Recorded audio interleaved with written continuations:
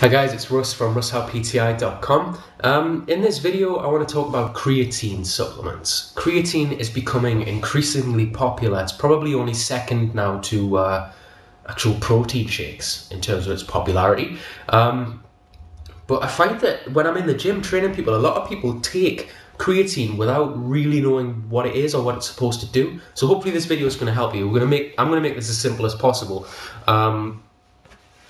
And avoid, like, you know me if you've watched my other videos, I'll always avoid jogging and stuff like that. So creatine has been widely used now in bodybuilding and other sports for about 20 years. It's a completely natural resource as well. It's developed in your body. It's a human resource.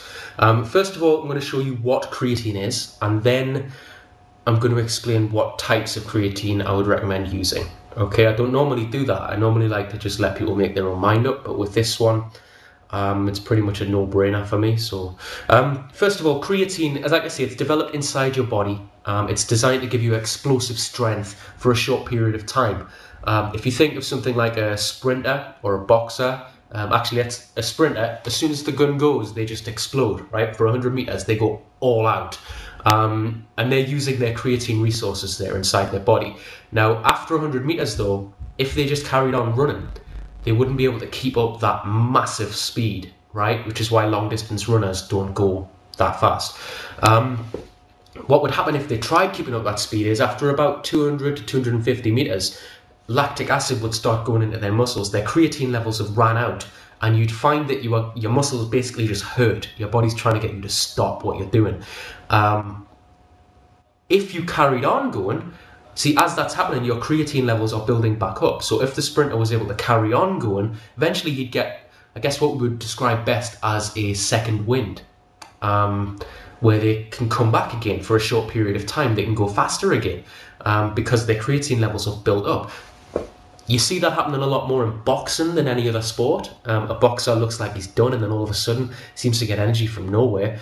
Now, in theory, by taking creatine as a supplement, putting more into your body, you would have more explosive strength, or you'd be able to go for slightly longer than you normally would. Put that into a gym context, you might be able to lift a little bit heavier, get better results. And it works. It's proven time and time again to work.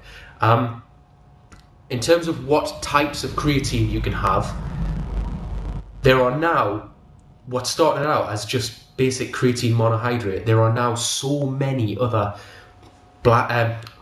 blends and brands, tongue-tied there, coming out as further developments are always being made. You know, scientific research is done constantly. The world of fitness, you literally have to just keep watching the ball because it's constantly moving.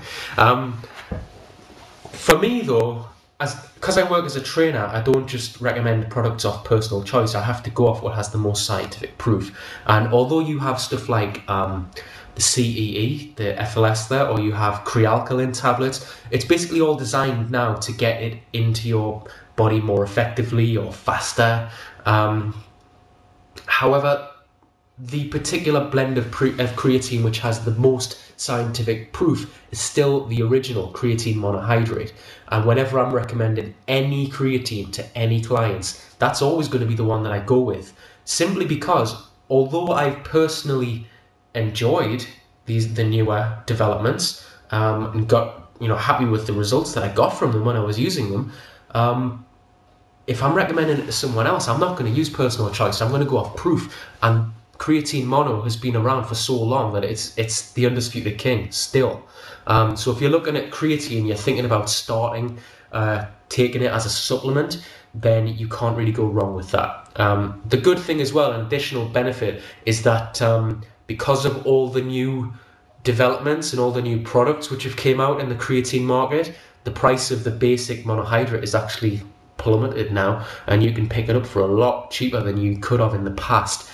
For example, I live in the UK, and while I could easily spend £30 to £35 a month on newer types of creatine, and I have done in the past, I actually just get basic creatine monohydrate, which costs me about £15, £16, and that lasts 1 to 2 months. So I'm saving a lot of money there, and the results you get as well from it are scientifically backed up more than any other. I mean, you could sit there reading hype on the packaging all day long, But at the end of the day, as a trainer, when you get down to looking at the facts, you can't really go wrong. Play it safe with mono and you will get the results, unless you're doing something completely wrong. It does work.